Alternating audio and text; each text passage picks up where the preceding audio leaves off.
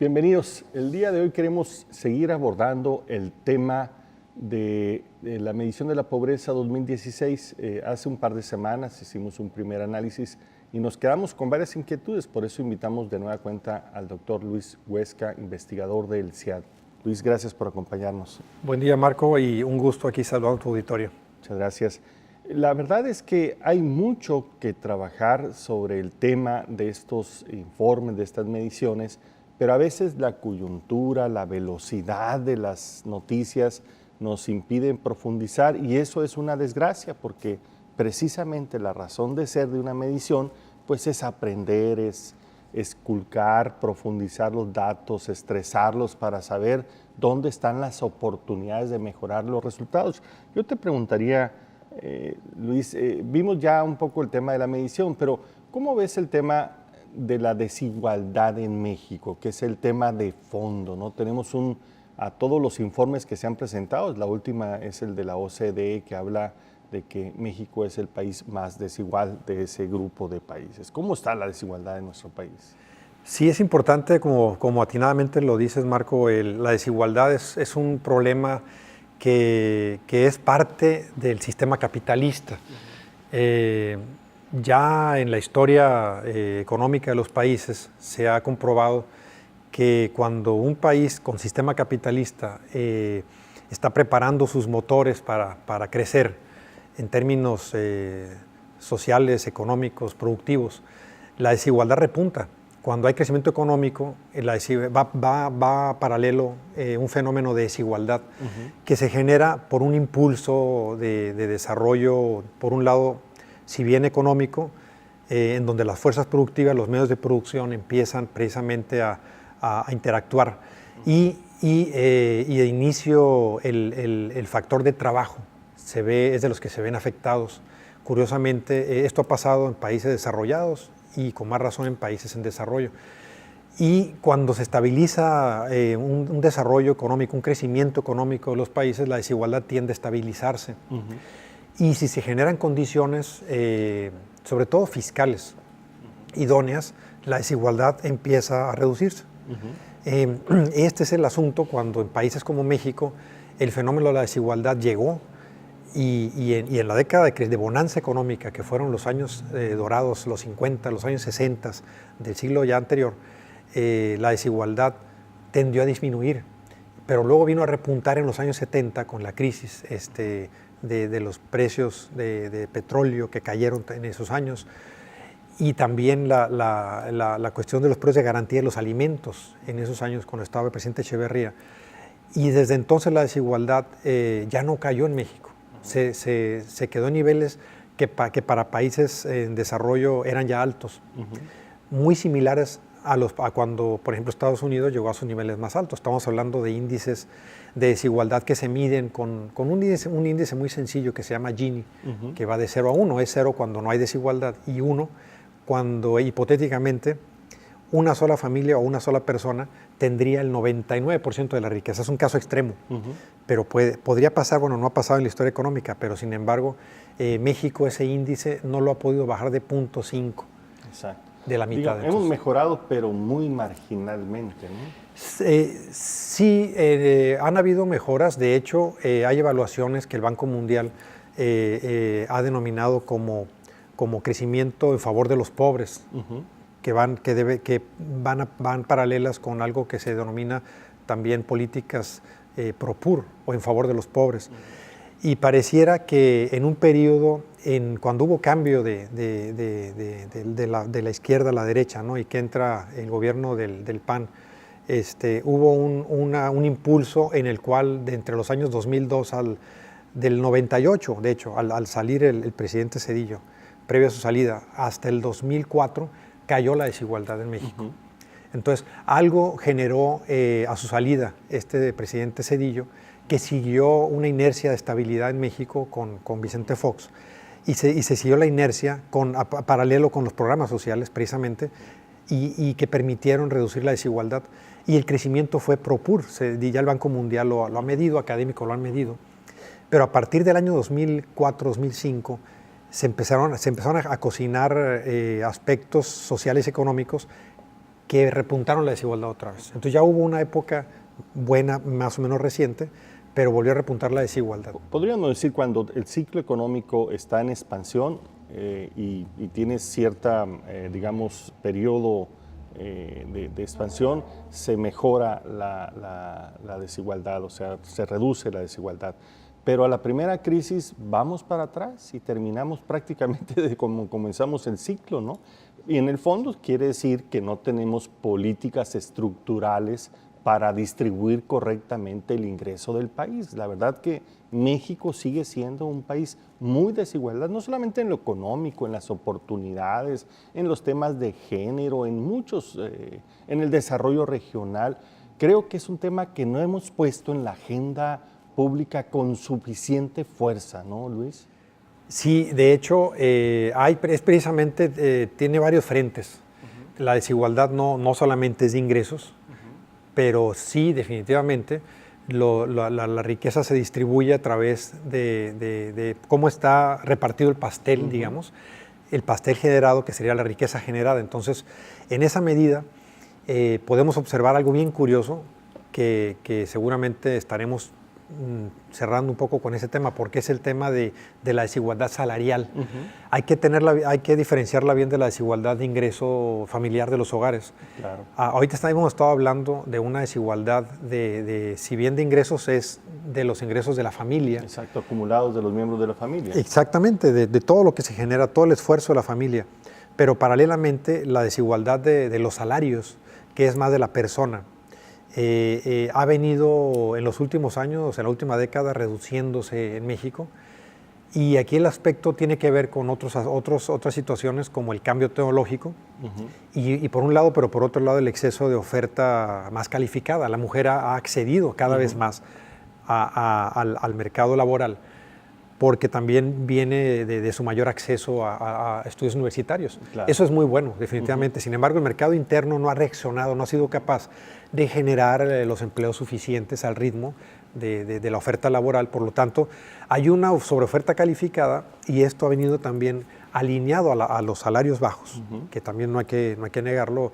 La empresa en México ha tenido una tradición de poder ser, digamos, estar ofreciendo empleos, pero con salarios que el mismo gobierno, las instituciones han permitido que sean precarios. Entonces no podemos negarlo y esto está generando que la desigualdad salarial venga cayendo, pero porque los salarios de los calificados están reduciéndose. Entonces podríamos concluir que desafortunadamente, digamos, no tenemos muchos avances en combate a la pobreza, pero también traemos un problema mucho más grande, de mayor proporción, que es la desigualdad, y nuestras políticas en materia de combate a la desigualdad ahí han sido poco efectivos porque no hemos podido sostener un nivel de crecimiento económico estable, por un lado, y las políticas redistributivas pues no han hecho su trabajo.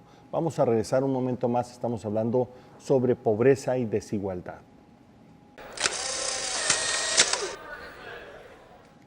Muy bien, estamos de regreso, estamos hablando sobre pobreza y desigualdad, y algo que hemos dejado en el tintero es ¿cómo le fue a Sonora en materia de la medición de pobreza 2016? Aparentemente, Sonora siguió mejorando, particularmente en el combate a la pobreza extrema. Somos de los estados que a nivel nacional tiene menor porcentaje. Sin embargo, esto, digamos, es la conclusión general y hay muchos otros elementos que habría que considerar. ¿Cuál es tu valoración, Luis, sobre los resultados para Sonora? Claro, bueno, en este contexto al cual el gobierno actual le llamó la cruzada contra el hambre, ¿no? Que se observó repuntes gravísimos, como sucedió con los indígenas tarahumaras en Chihuahua, ¿no? En años recientes, o en ciertas partes de Oaxaca o Chiapas, que se detectaron zonas de verdadera hambre. Y sobre todo el problema fue de falta de acceso a alimentos, problemas de distribución, etcétera, ¿no? De los alimentos. Pero en el caso de Sonora, hay algo muy curioso. También comentábamos que el aspecto de la desigualdad puede frenar cualquier avance. Entonces es importante comentar que por un lado, por más políticas que se apliquen, programas mejores focalizados, si la desigualdad sigue ahí persistente, va a frenar el avance. Es como dar un paso hacia adelante y retroceder dos, ¿no? Entonces, es un juego suma cero, como se dice, ¿no? Entonces, en ese aspecto podemos observar que la institución Coneval, el Consejo de Evaluación de la Política Social, viene ahora haciendo evaluaciones más sofisticadas de la pobreza y nos habla de subconjuntos de pobreza. Entonces ahora tenemos pobres multidimensionales y este es el punto en el que hay que comentar que Sonora, en el caso de la pobreza extrema, si bien presenta los niveles más reducidos en términos de su población, en términos relativos, bajó de un 3.3 a un 2.5%. Y hay que mencionar que estos pobres están, digamos, cruzados en un subconjunto que hace que en su subconjunto sean menos cantidad. Pero si los separamos de ese subconjunto, que son las carencias, que son los derechos de acceso a educación, a salud, a una vivienda digna, al acceso a alimentos, si los sacamos de su subconjunto y los aislamos con el puro ingreso, pues ese 2.5% se nos sube arriba al poco más o menos al 13%, que es el dato que trae la evaluación de Coneval. Estos son los pobres extremos que están por debajo del ingreso que Coneval le llama la línea de bienestar mínimo, que es lo que cuesta el costo de una canasta básica integrada, completa. Entonces, si lo sacamos de ese subconjunto, para que la gente nos comprenda a qué nos referimos, se dispara ese 2.5% que está restringido a tenerlo en un conjunto en el que ahora tenemos pobres extremos que están más satisfechos o que la política social ha permitido darles mayor acceso a educación, a salud, con este asunto del seguro popular, por ejemplo.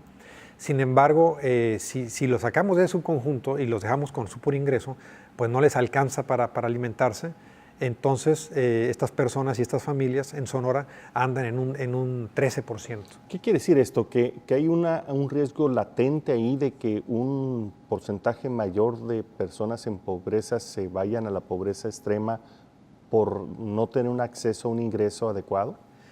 Definitivamente, lo podemos interpretar así. De hecho, bueno, en cuanto al cambio, cómo se ubicó Sonora en el ranking, a pesar de que es con la pobreza extrema multidimensional, nos habla de un 2.5%. En cuanto a su nivel digamos, de ordenamiento, de ranking en los 32 estados, a Sonora lo ubicó en lugar 19, como el que, aunque fue muy pequeño su cambio de reducción, en cambio estados como Nuevo León, en resumen, el resto de 5 estados fronterizos de aquí. Los comparables, pues. Los comparables con el norte, frontera norte de México, pues pudieron reducir más como lo hizo el estado de Sonora. Aquí viene entonces el aspecto y pudiéramos observar una figura que nos habla de algo que se le llama en estadística la función de densidad de los pobres, pero invertida. Esto se le llama también como un desfile, el desfile de Penn del ingreso por la persona que lo ideó. Y no es otra cosa más que observar los percentiles de la población y como si fueran ellos desfilando, desde los más pobres hasta los más ricos.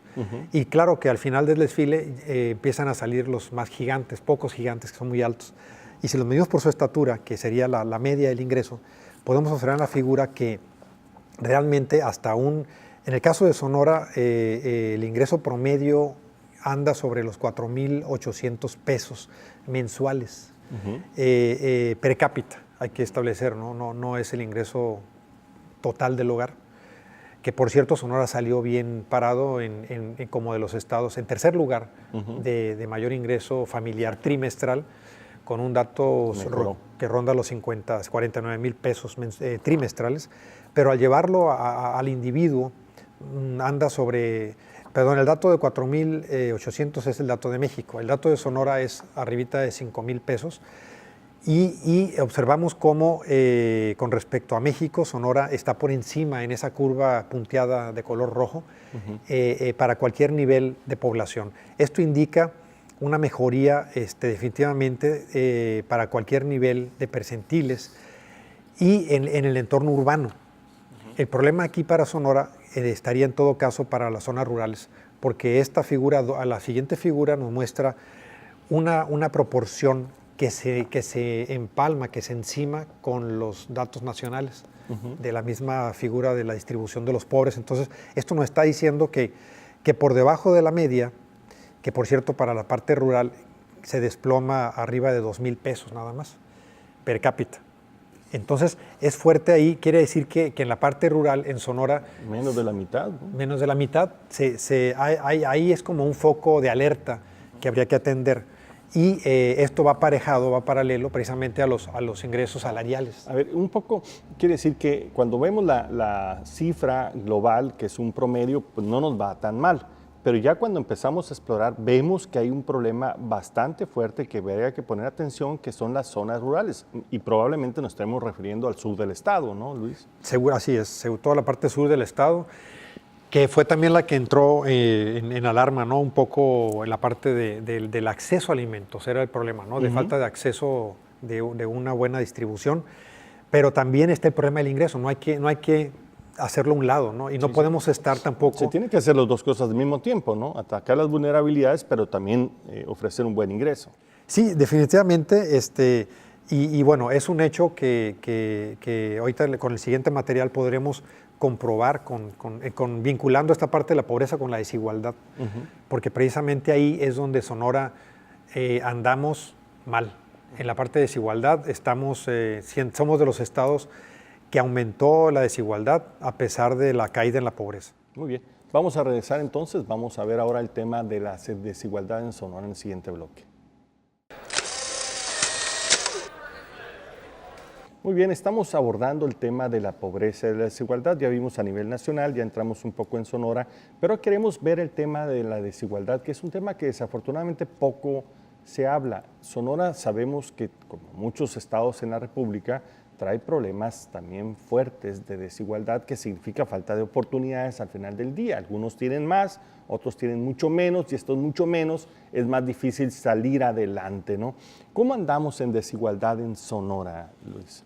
Sí, comentábamos en el bloque anterior que la pobreza para el entorno rural y urbano en Sonora, a pesar de que tenemos niveles inferiores al nivel nacional, por ejemplo, en la figura 3 podemos observar, para cualquier nivel de umbral de bienestar, como le llama Coneval, la línea de bienestar, que es con puro ingreso nada más, podemos observar que Sonora está por debajo del nivel nacional y al llegar a la parte final, que es donde está precisamente el umbral de 2,660 pesos, que es para las zonas urbanas, lo que Coneval le llama el bienestar, línea de bienestar, nos ubica en un 35% de pobreza urbana, cuando a nivel nacional es de 48%.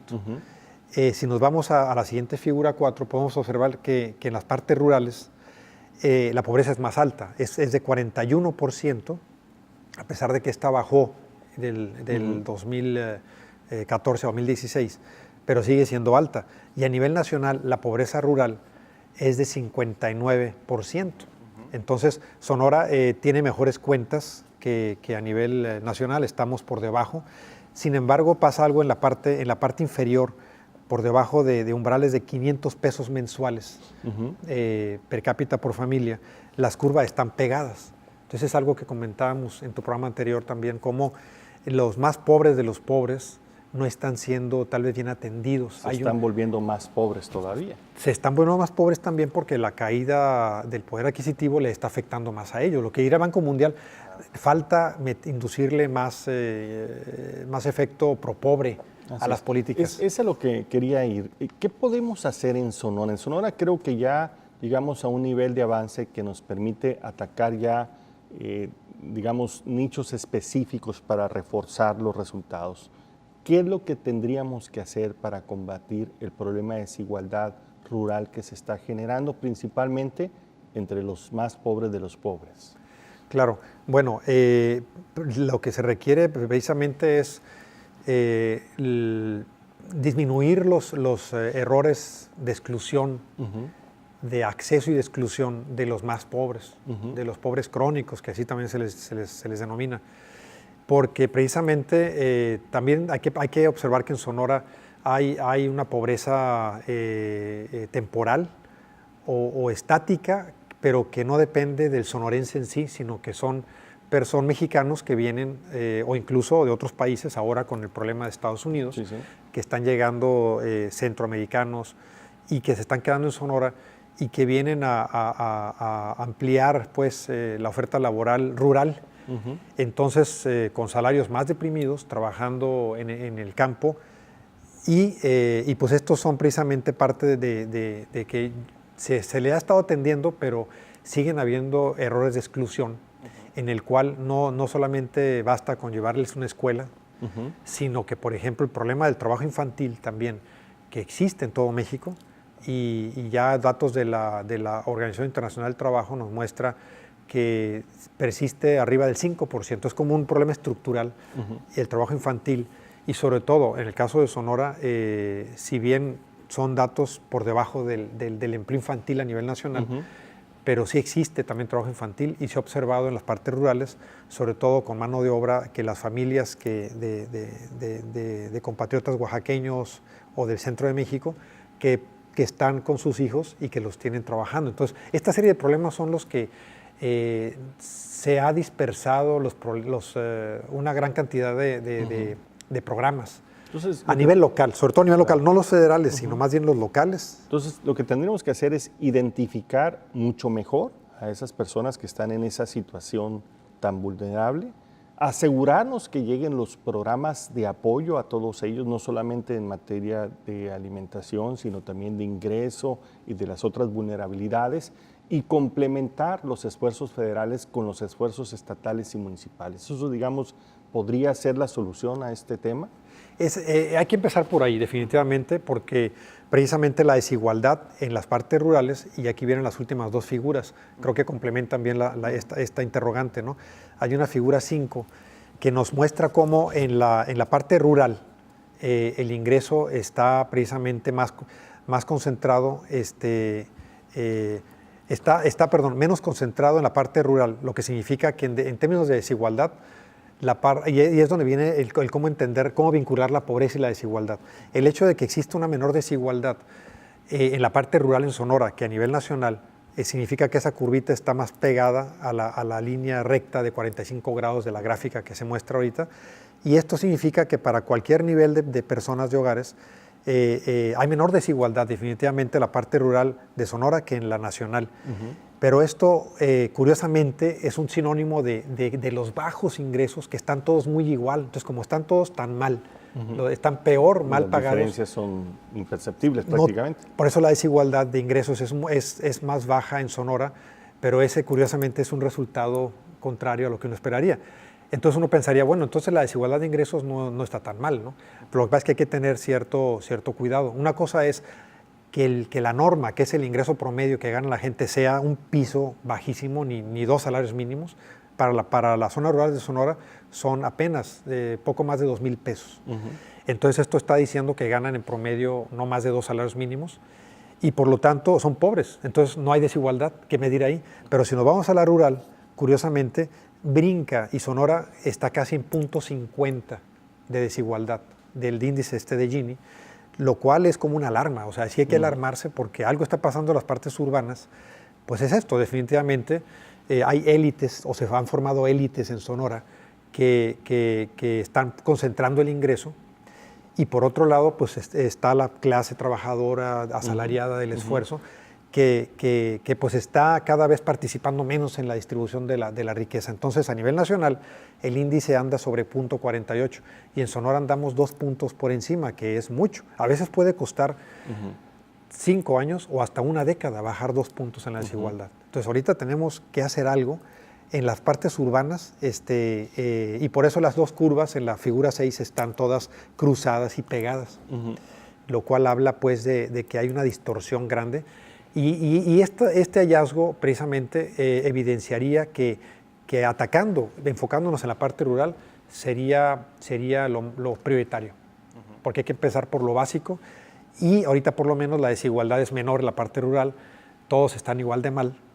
Entonces, por lo tanto, una política bien integral de programas, bien focalizada, no desarticulada, va a beneficiar rápidamente a la parte rural. del Estado. Así es. Pues ahí están los focos rojos. Creo que es oportuno hacerlo. A veces los resultados generales nos pueden hacer que nos vayamos, como se dice, con la finta, pero la idea es escudriñar y ver. Y aquí es importante decirlo, Sonora necesita pues una política complementaria a la nacional que ayude a cubrir estos aspectos que podrían convertirse en un futuro en un problema adicional en materia de combate a la pobreza y a la desigualdad. Vamos a regresar un momento más con ustedes.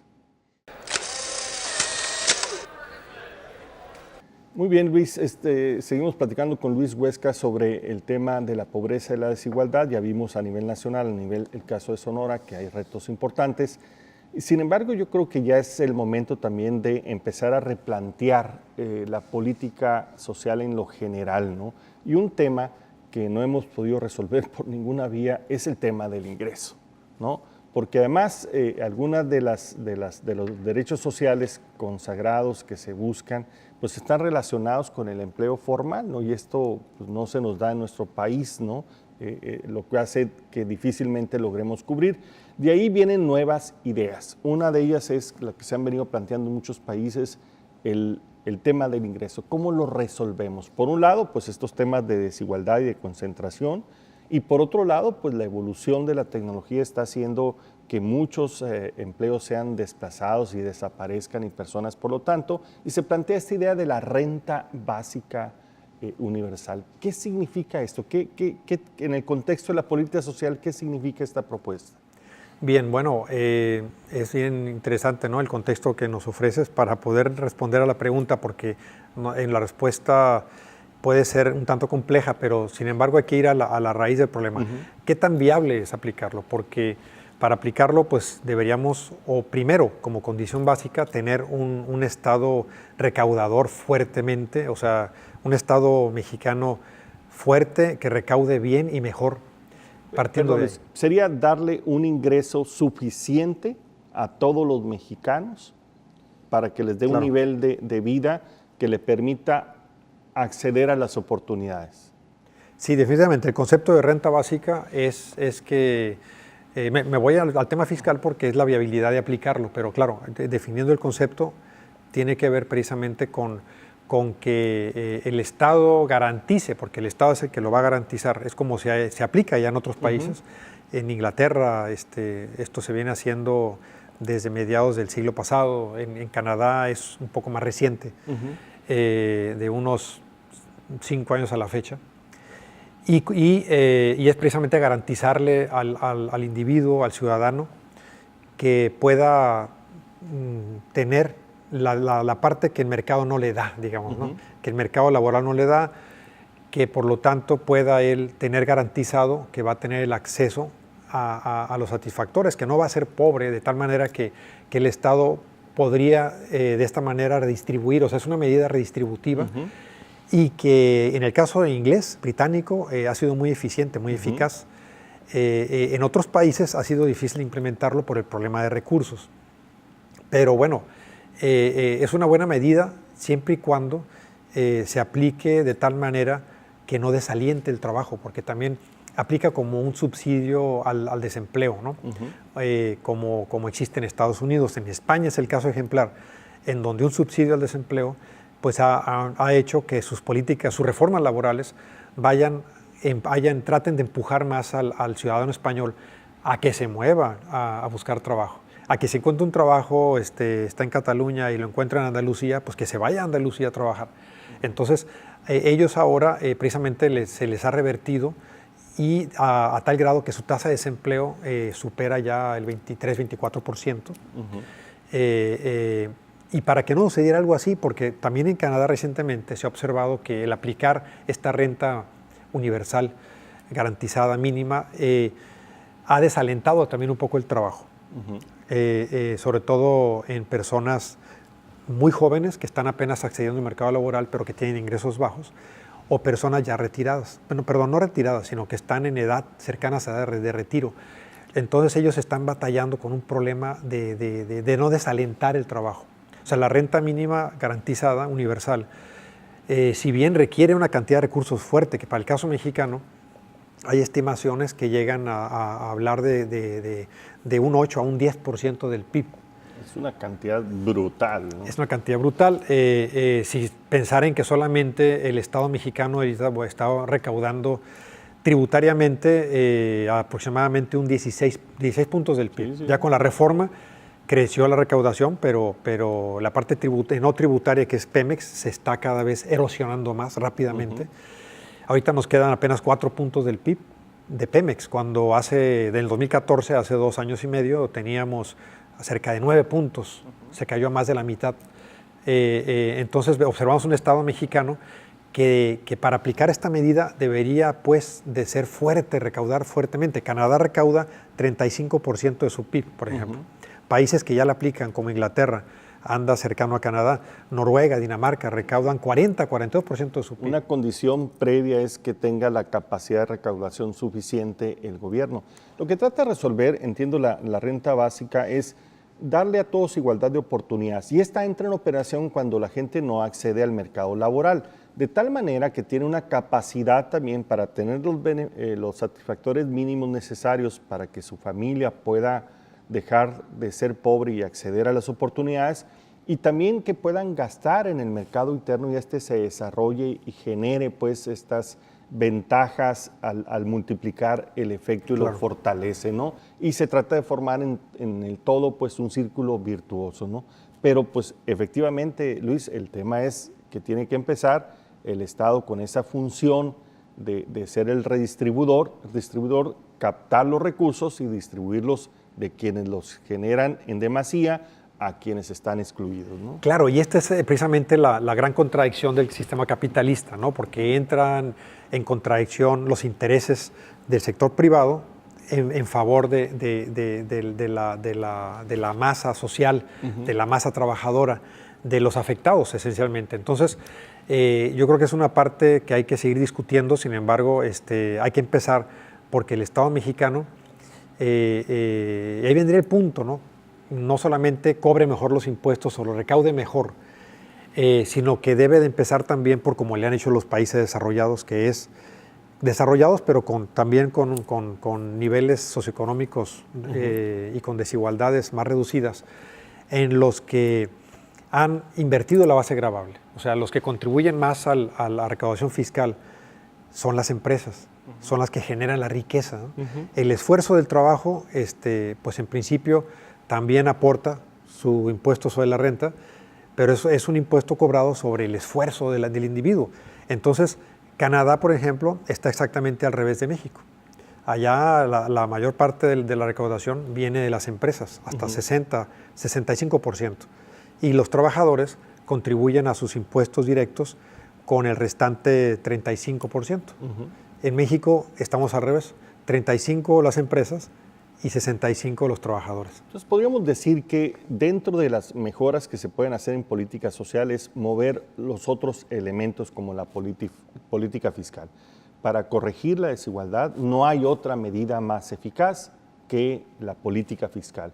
Esto es, los que generan mayores utilidades, se quedan con la mayor parte del ingreso, paguen mayor impuestos, principalmente las empresas, y que este recurso sirva para cubrir a quienes se excluyen, para que tengan una base mínima que los incentive a participar en el mercado y se cree digamos, este círculo virtuoso, ¿no? Sí, de claro. La economía y la igualdad. Como bien lo dices, en ese sentido uno no es con la idea de que esto se convirtiera en algo, en un país socialista, sino la idea es que también las empresas que generan riqueza contribuyan, así como tienen sus utilidades, que también puedan transferir a través vía el Estado redistribuir. Y la lógica es que cuando la gente tiene, digamos, estos beneficios básicos, pues también genera la ambición de mejorar y lo generan también desde su familia, desde sus hijos, ¿no? Lo que sí es cierto es que sí necesitamos este tipo de medidas, no podrán ser en nuestro caso inmediatas, tendrán que ser graduales, pero algo tenemos que hacer porque el tema de la desigualdad del ingreso es terrible y no lo hemos podido resolver. Se ha hecho mejoras marginales que en la primera crisis nos retrocedemos otra vez. Claro, y como bien comentas, el tema de los salarios es muy importante, es un punto central y ahora parece que ya las cámaras empresariales hasta ellos mismos están planteando, ya ¿no? se están planteándolo y preguntándose que hay que mejorar los salarios. Entonces, vía la productividad, pues ya sabemos que sí, el mexicano tiene que trabajar muchas horas precisamente porque le pagan poco, no al revés. No trabaja muchas horas porque sea flojo o trabaje mal. Trabaja muy bien la mano de obra mexicana, pero tiene que tener 2, 3, 4 trabajos. Es que el salario mínimo es mínimo, no alcanza absolutamente para nada. Y a veces trabajando tanto el padre como la madre no alcanzan para los satisfactores mínimos de una familia. Tan grave es el tema que en la negociación del Tratado de Libre Comercio, en la renegociación, se está planteando por parte de Canadá el que haya una especie de mejora en los salarios mínimos en México, porque no puede seguir el país, seguir dependiendo su competitividad de bajos salarios. ¿No? Le parece algo que es totalmente injusto e inmoral, ¿no? A los mismos países con los que tratamos, Canadá, Estados Unidos, les conviene. Sí. Les conviene porque así va a haber, me empezaría a haber menos inmigración ilegal, claro. Se fortalecería el mercado interno, les compraríamos más a ellos también. El chiste es cómo irlo, digamos, modulando, haciéndolo gradualmente para que esto no vaya en detrimento de nuestra capacidad competitiva actual, ¿no? Tendremos que ir mejorando, compensando esos incrementos de salario con incrementos en la productividad y en la competitividad del capital humano, ¿no? Claro, y en ese aspecto algo tan básico, que seguramente ya se lo han planteado algunos políticos, pero no lo hacen, no lo implementan. Están las líneas de pobreza, está la línea de bienestar, que el salario mínimo esté indexado a la línea de Coneval de pobreza. Sí. Y de esa manera es como un borrón y cuenta nueva. Los empleos nuevos que se generen ya van a ser empleos, se va a romper con el ciclo vicioso y van a ser empleos mejores. Pero tenemos que mejorarlo, tenemos que acelerar, tenemos que ser más ambiciosos. Eso está bien, pero es insuficiente a la luz de los resultados, ¿no? De las evaluaciones. Definitivamente, ¿no? Definitivamente, pero yo creo que sí es importante comenzar por una iniciativa de ley que sea que el mínimo esté indexado al cálculo de como le hace ahorita Coneval. Sí, ¿no? Sí. Y eso va a permitir que los empleos, peor pagados, pues por lo menos les pague y ya no sean contabilizados como pobres. Sí, los que no vayan perdiendo capacidad adquisitiva. Exactamente, y ahí poco a poco vaya la misma empresa, la industria, los sectores empresariales vayan dándose cuenta que es benéfico para todos, incluso el mismo Estado. Le regresa con consumo. Claro, y va a recaudar más el Estado, porque ahorita como nos tienen los cautivos, somos los clase mediera los que pagamos la carga fiscal y tenemos a un 50% que recibe subsidio al crédito, al salario le llaman, ¿no? El subsidio al empleo, que es de los pocos países en América Latina, si no es que el único, que el Estado le contribuye o le paga el impuesto al asalariado porque gana menos de 7,300 pesos según la ley actual y pues entonces no recauda. Solamente recauda de una base de 30%. Una simulación.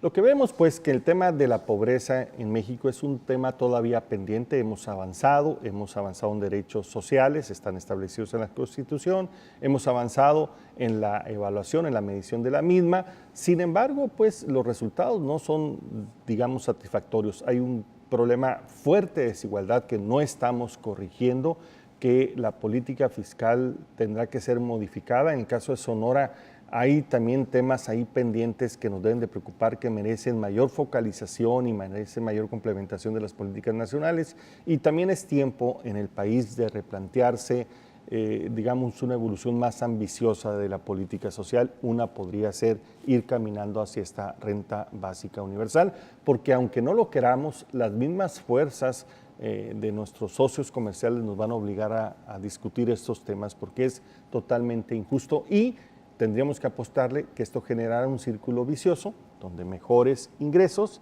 genera mayor consumo hace que crezca el mercado interno y también crezca la recaudación que permitiría soportar este gasto. Vale la pena discutirlo y empezar a trabajar al respecto.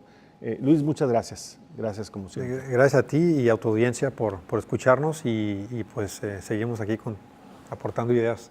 Muchas gracias.